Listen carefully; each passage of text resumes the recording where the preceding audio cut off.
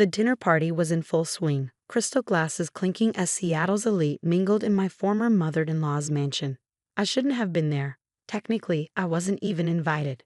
But when your company caters the most exclusive events in the city, you sometimes end up in interesting situations. Olivia, darling. Margaret Wellington's voice cut through the crowd. You simply must try these divine crab cakes. They're from Milano's, of course. Not like that dreadful catering service my ex-daughter-in-law runs. I kept my focus on arranging the dessert display, fighting back a smile. If Margaret only knew that both the dreadful catering service and her precious Milano's were owned by the same person. Me. My name is Sophia Chen, and 3 years ago, I committed the unforgivable sin of divorcing Margaret's precious son, William. Not because of any scandal or drama, but simply because we'd grown apart. I wanted to build something of my own. He wanted a wife who'd be content hosting charity luncheons and looking pretty at board meetings. What the Wellingtons never knew was that I'd been building my empire long before the divorce. The catering company was just the visible part, my testing ground for new recipes and concepts. Behind the scenes, I'd been quietly acquiring and transforming struggling restaurants across the city. Milano's had been my first major acquisition. I kept the name but completely revamped the menu and operations, turning a failing Italian restaurant into the hottest chain in the Pacific Northwest. Not that anyone knew I owned it. All the paperwork was under my holding company's name. Sophia, Jenny, my assistant, appeared at my elbow. The kitchen needs you. There's an issue with the soufflés. I nodded, grateful for the excuse to step away from Margaret's voice. In the kitchen, my team worked with practiced efficiency, but I could see the tension in their shoulders. They'd all heard Margaret's comments throughout the night. Listen up, I said, gathering them around. I know this isn't easy, but remember, we're not just here to serve food. We're here to prove a point. Maria, my head chef, raised an eyebrow. Are you finally going to tell her? Not yet. I adjusted my chef's coat, but soon, very soon. The truth was, I'd been planning this moment for months. Margaret's campaign to blacklist my catering company from Seattle's social circle had actually done me a favor. It had pushed me to expand faster, think bigger. While she was busy badmouthing my little business, I'd been building a restaurant empire worth over $50 million. My phone buzzed. A text from William. Saw you in the kitchen. We should talk. I ignored it. William had been trying to talk ever since he found out I'd bought his favorite steakhouse last month. Not that he knew I owned it. He just wanted to complain about the menu changes. Mrs. Wellington is asking for more of the Milano's signature sauce, Jenny reported, returning from the dining room. She's telling everyone it's a secret family recipe that no other restaurant could possibly replicate.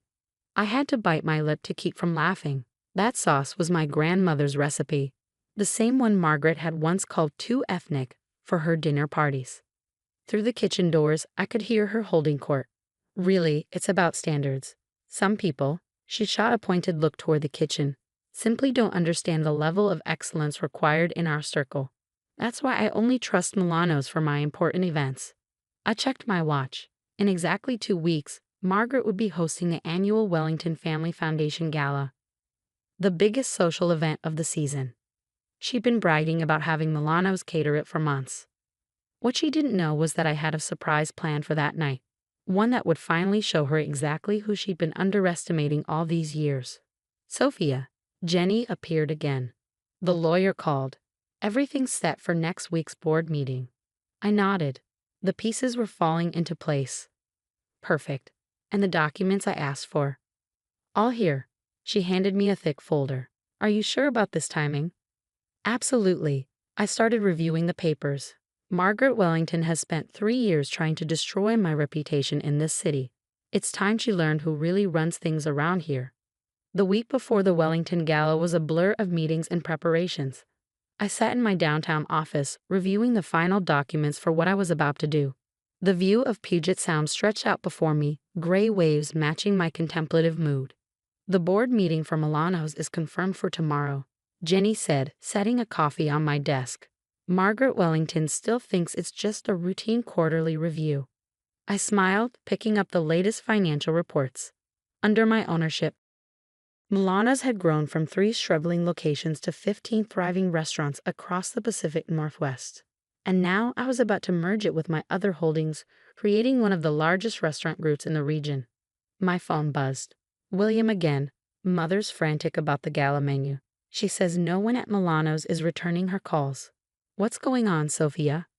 I ignored it, just like I'd ignored his last dozen messages. Let him worry. The intercom buzzed. Ms. Chen, your 2 o'clock is here. The Milano's executive team. Send them in. 6 people filed into my office, all looking nervous. They'd been running Milano's day-to-day operations while I remained the silent owner. Only they knew who really signed their paychecks. As you know, I began tomorrow's board meeting will announce some significant changes. I want to make sure we're all clear on how this will play out.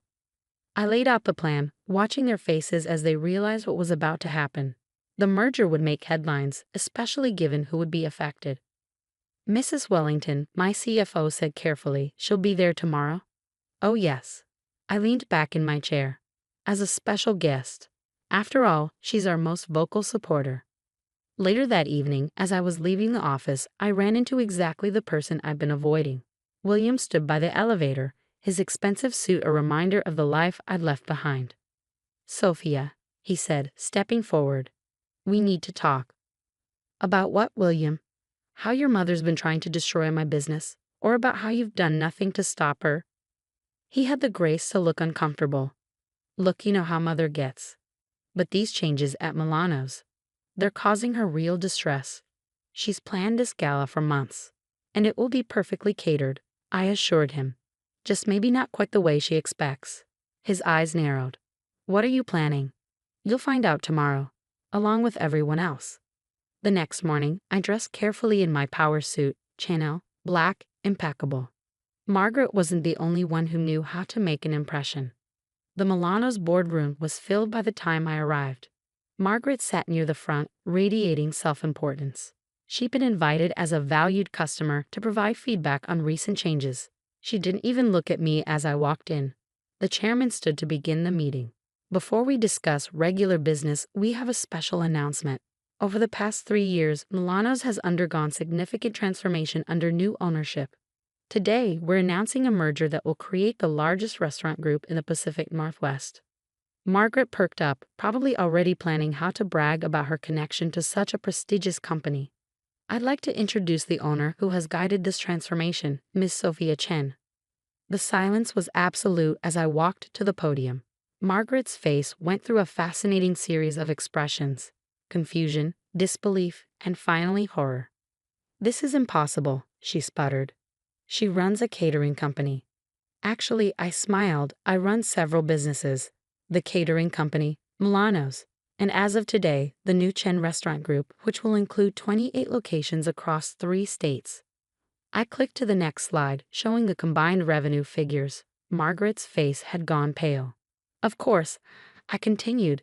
This merger means some changes in how we operate. For instance, we'll be reviewing all our regular client relationships, ensuring they align with our company values. Margaret stood up so quickly her chair toppled backward. You planned this? All of it? Planned what? I asked innocently. To build a successful business? Yes, I did. To watch you praise my restaurants while trying to destroy my catering company? That was just an amusing bonus. The night of the Wellington Gala arrived clear and cold.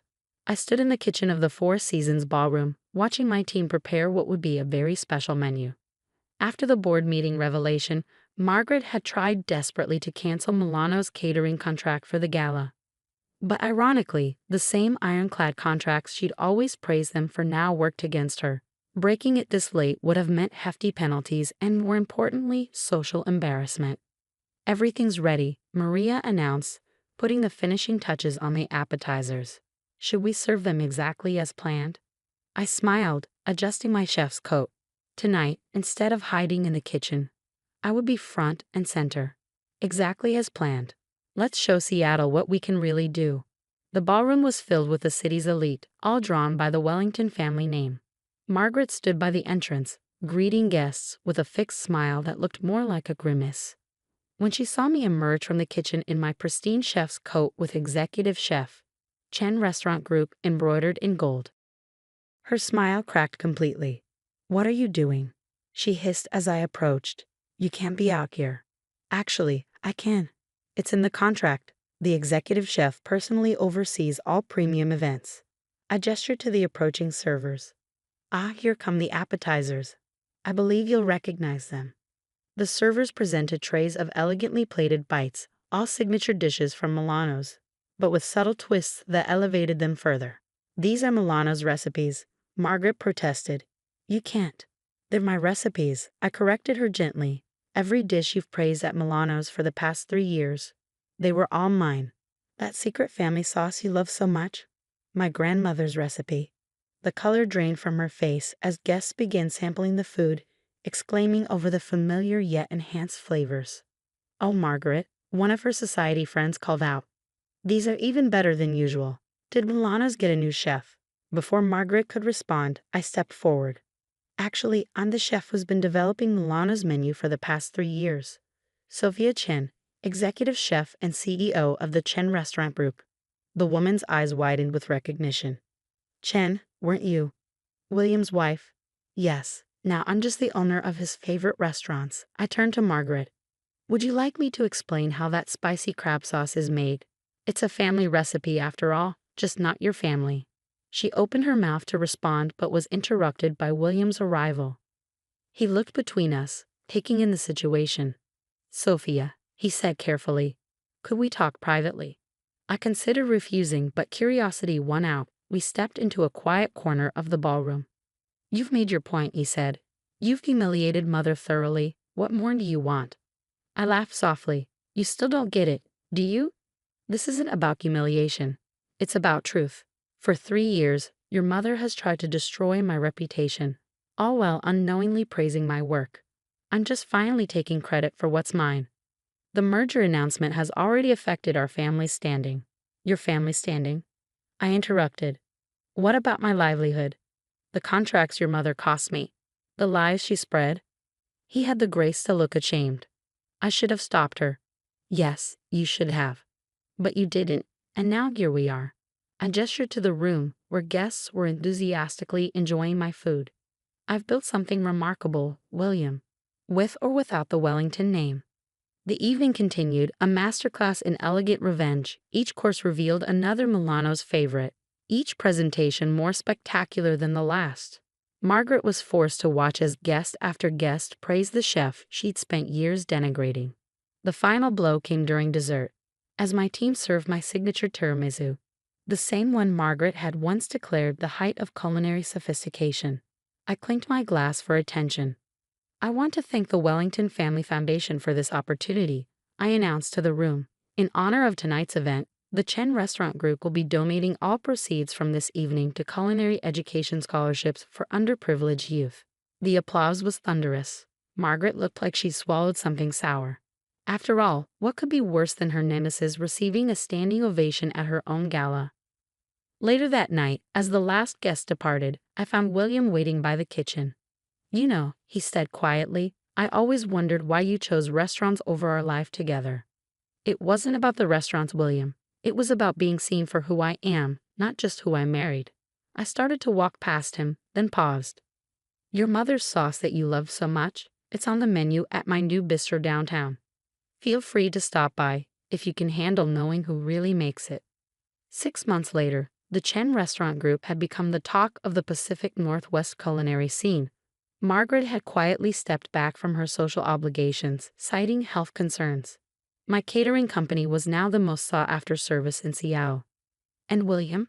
He became a regular at my new bistro, always ordering the sauce he grew up loving. Sometimes the best revenge isn't about destroying your enemies. It's about forcing them to face the truth they've been denying all along. As for me, I finally had everything I'd worked for. Success, respect, and the satisfaction of knowing that every time Margaret Wellington craved her favorite restaurant's food, she'd have to swallow her pride along with it. Sometimes the sweetest victory isn't in the revenge itself. It's in the quiet moments afterward, when your enemies realize they've been wrong about you all along.